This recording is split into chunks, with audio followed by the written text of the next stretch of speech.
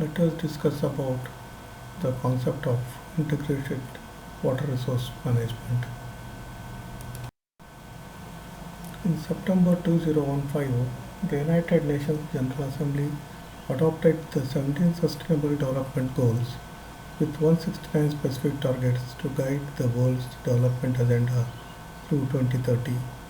One of the goals is to ensure availability and sustainable management of water and sanitation for all, and one of the 6 targets to be achieved under this is by 2030 implement integrated water resource management at all levels, including through transboundary cooperation as appropriate.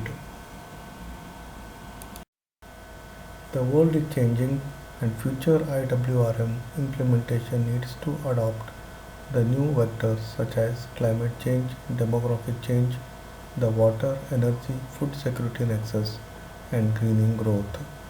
So, keeping in view the anticipated climate change, the demographical change, and the nexus of the interdependence between water, energy, and food, and the greening growth, that is sustainability of the ecosystem, the protection of the ecosystem, we have to adopt the IWRM in future.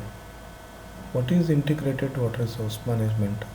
So, integrated management means that all the different uses of water resources are considered together. So, instead of looking them as an independent identity or the isolated identity, we are considering them together. Water allocations and management decisions consider the effects of each use on the others. So, the management as well as the water allocations are interdependent and they are considered with the effects of each use on the other. They are also to take account of overall social and economic goals, including the achievement of sustainable development. So IWRM also takes into account the sustainable development along with the social and economic goals. Definitions of the IWRM. The Global Water Partnership Technical Advisory Committee defines it as integrated water resource management is a process which promotes the coordinated development and management of water, land, and related resources in order to maximize the resultant economic and social welfare in an equitable manner without compromising the sustainability of vital ecosystem.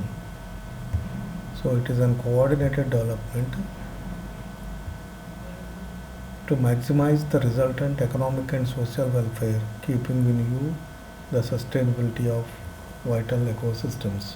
So IWRM has gone beyond the traditional description of the resource and integrating or balancing demand.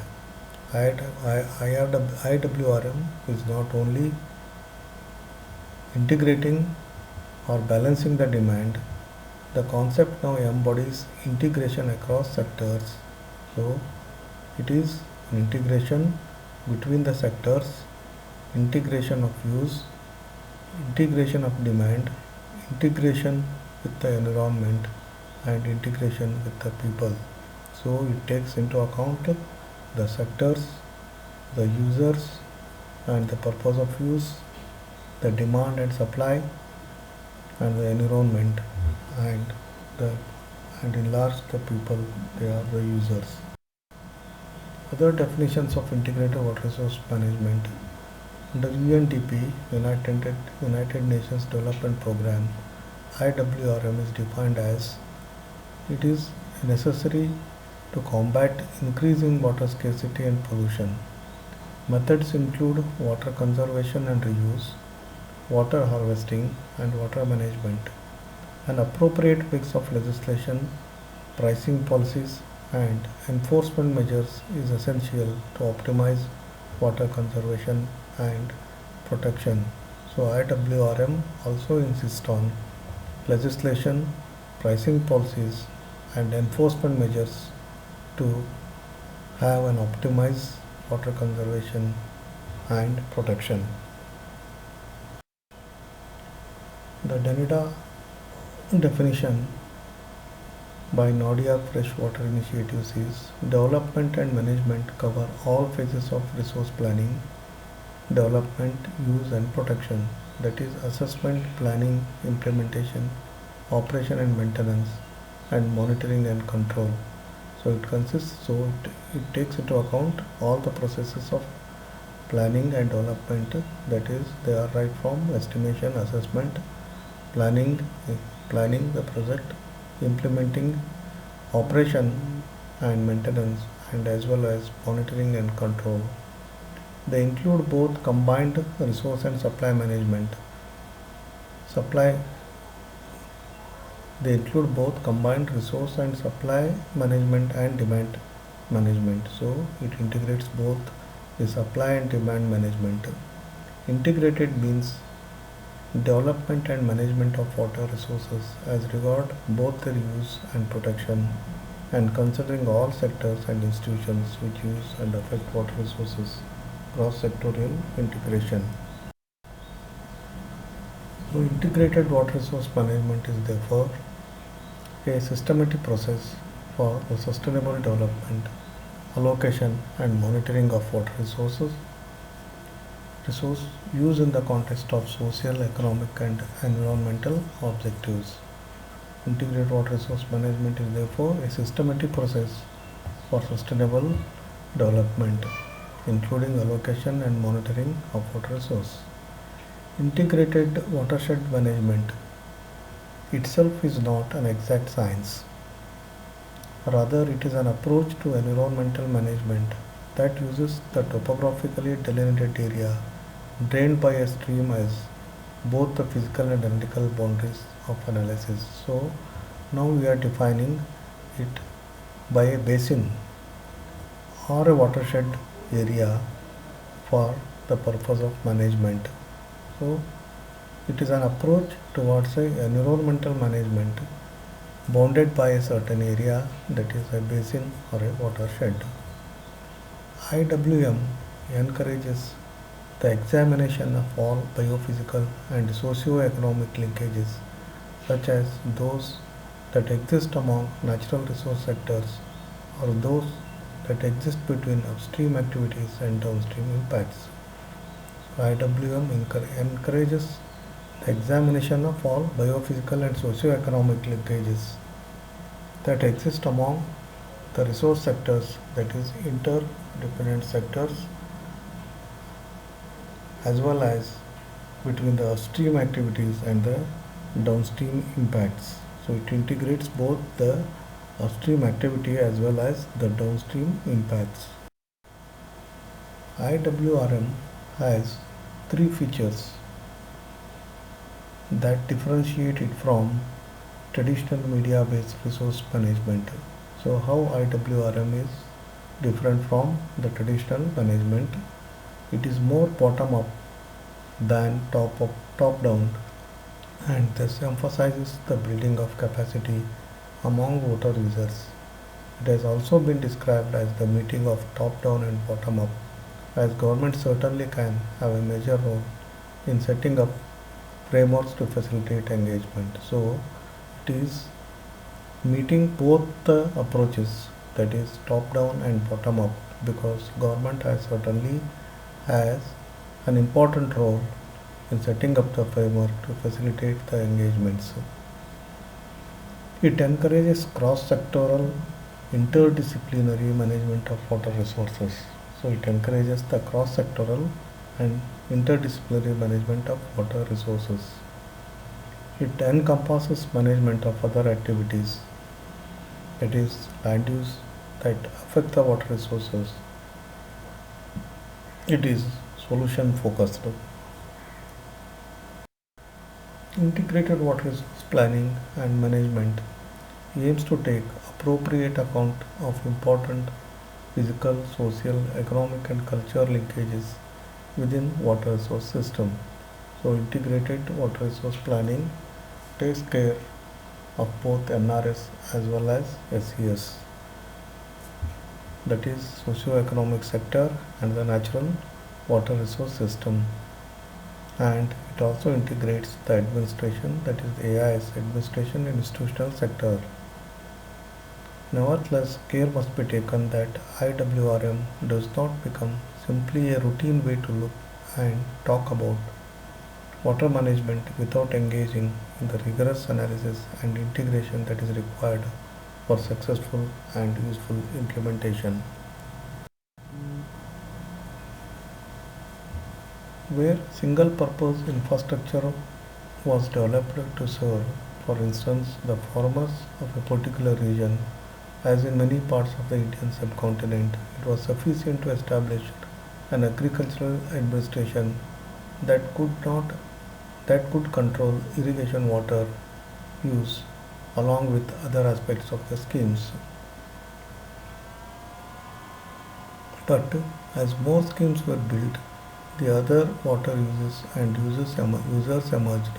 It became increasingly difficult to enable continued use without coordination and engagement among different users. It is pressures such as these that have led to the emergence of concept of integrated water resource management, which in many cases reflected good practice rather than starting new innovation. So IWRM is not a startling new innovation, but it is a good practice to have interdependent uses with an integrated management. The following are the four dimensions that integrated water resource management takes into account. The water resource, taking the entire hydrological cycle into account, including stock and flows, as well as water quantity and water quality, distinguishing, for example, rainfall, soil moisture, water in rivers, lakes, and aquifers, in wetlands and estuaries, considering also return flows, etc. So, IWRM takes into account all the aspects, the physical aspects, all the hydrological aspects into account, including rainfall, soil moisture, water, yield in the rivers, available water in the lakes and aquifers, and in wetlands and estuaries, considering also the return flows which are used for irrigation. There are many different uses of water and its functions. So it also takes into account the different users. Functions can be split into production functions for economic production activities, it is a production function, regulation function for maintaining a dynamic equilibrium in natural process, that is the sustainability or the protection of ecosystems, carrier functions to sustain life forms. So it is required for to sustain the aquatic life forms of aquatic as well as terrestrial life forms, and transfer functions as the contributions to culture, religion, and landscape. So they are the different uses and its functions. Besides on Besides on quantity, the user dependent largely on the quantity of the resource. With regard to the consumptive use, an important concept is that of virtual water, where products are expressed in the amount of water required for its production. So this concept both uses useful as a measure for efficiency and for the discussion of food security. So it is viewed in terms of the water requirement or the crop requirement rather than food production, which is required for the food production. The spatial dimensions, including the spatial distribution of water resources and uses, spatial distribution of water resources and uses. So, well watered upstream watersheds and arid plains downstream. So we have got the spatial distribution of water. In the upstream, we are having sufficient quantity of water, that is well watered upstream watersheds, but as we go downstream, there are the arid plains which are having less quantity of water. The the various spatial scales at which water is being managed, individual user groups, user boards, watersheds, catchment, basin, and the institutional arrangements that exist at these various scales. Temporal dimensions. Taking into account the temporal variations in availability of demand for water resources, but also the physical structures that have been built to even out fluctuations and to better match the supply with demand. So we have got temporal variation, that is during the rainy periods we have got sufficient quantity, then in the other seasons we will be having less quantity to arrest to take care of these fluctuations. We have got physical structures to store the water and supply at the time of demand. Both the water resource themselves and the water users have distinct temporal patterns. Both the water resource themselves and water use have the distinct temporal patterns. The temporal distribution of water resource is crucial, and so is the distribution over the time of demands. Integrated water resource management therefore acknowledges the entire water cycle with all its natural aspects as well as the interest of the water users in the different sectors of a society. Integrated water management seeks to manage water resource in a comprehensive and holistic way, taking account of the entire water cycle and the interest of all water users while acknowledging the temporal and spatial variability in availability and the interactions with the water quality and ecology. Integration in IWRM being a difficult combination of the horizontal integration between sectors and stakeholders at all levels and the vertical integration from local village or catchment level through basin and administrative structures to the national and the regional level. So it is very difficult combination, both the horizontal integration between different sectors and stakeholders at all levels, and the vertical integration from, that is from bottom to top, bottom up approach, that we have to integrate from the local village levels to the national level for and also to the regional levels to have a better water resource management. Thank you.